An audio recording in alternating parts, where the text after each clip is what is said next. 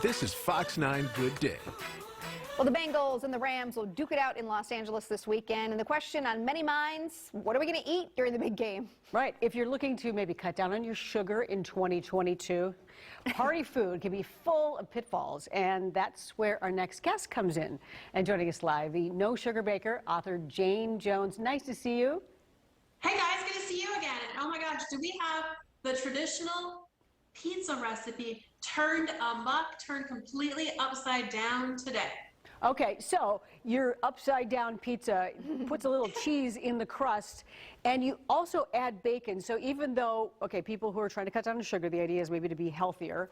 At the same time, is kind of, you know, it seems kind of conflict of interest. Bacon, we like the idea, but how do you make this so it's less sugar and maybe a little healthier? It is completely healthier. Here's the deal, Alex. You weren't on last time I was on. I actually lost my eyesight, got diagnosed as severely diabetic. So I grew up in northern Minnesota. We used to order pizza all the time. I had to figure out how to get pizza back into my life again. So the very first time we made this recipe, told my mom, make this for me. I wouldn't even try it. Here's what you're gonna do. It has an egg, cream cheese, and mozzarella cheese. You melt it in your microwave together. Then you're gonna take some add a little almond flour, take some wax paper, roll it out. This is actually what it looks like when it's melted. It's not the most attractive thing, but it rolls out.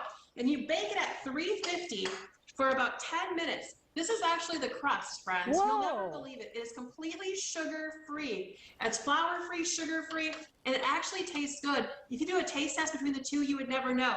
Now here's the fun part. When it comes to pizza, you can go wild, you can go crazy. With this one, you're actually gonna take, because tomato sauce is full of sugar. I hate to break it to you. So take a little bit of ranch dressing, believe it or not, drizzle it all over your crust.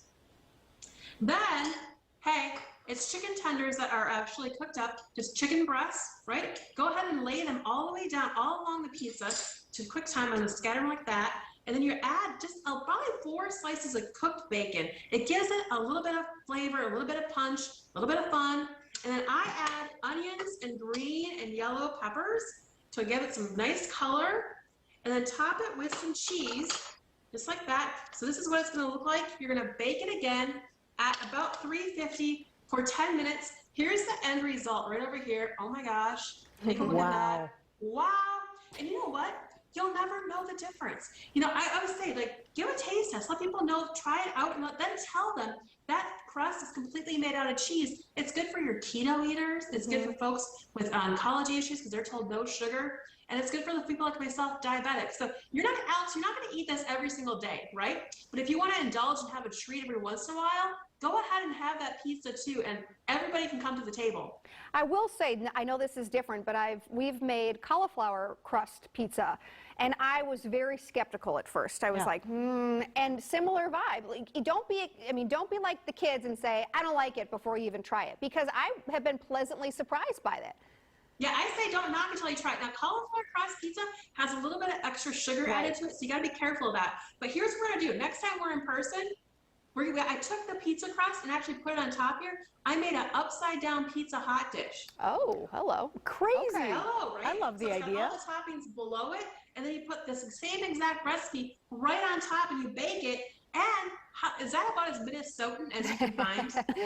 Completely sugar-free, tastes great. We just have to figure out a way to get it on a stick, and we'll bring it to the state fair next year. All right, so love the ideas for Super Bowl, and we know people might be attending some parties, small parties, probably. Avoiding sugar at these parties, and it's really crucial for people, for instance, with diabetes and other health issues where they have to avoid sugar. Where do you go? I mean, what do you avoid? What could you hope for that would be at the table? Well, here's the deal. Bring the table with you, right? So go ahead and bring those potluck treats with you so you can plan ahead and think ahead. I like to do a lot of different types of vegetables, but not red vegetables that are real low in sugar.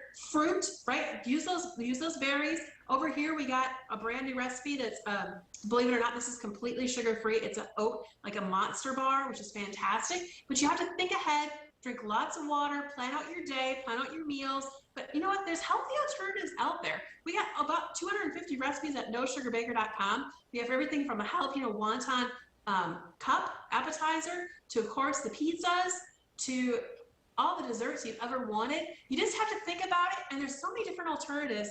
Make your kitchen like I had to do. Make your kitchen your culinary lab. Figure it out. You don't lose the taste without the sugar, believe it or not. I thought my life was over when I was diagnosed as diabetic. I thought I was never going to bake ever again in my life. As you know, I lost the eyesight for about 3 weeks. Life's not over. I'm feeling better than I ever felt before in my entire life. Sure. And I like that idea. Bring it too. Don't expect your host to, cater to you. Bring something so that you don't get in that pitfall of say, well, I didn't have any choices, Great stuff. And Jayne obviously check out the book. Yeah, you're great.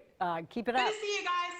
Thank you. Jayne's new book is called The Cookbook of Healthy Living and No Regrets. Is out now. Order it wherever books are sold. You can just tell she's really been, a changed person. Yeah, and passionate about it. And that, look, I can still have some flavorful food. Way to go, Jayne. All right.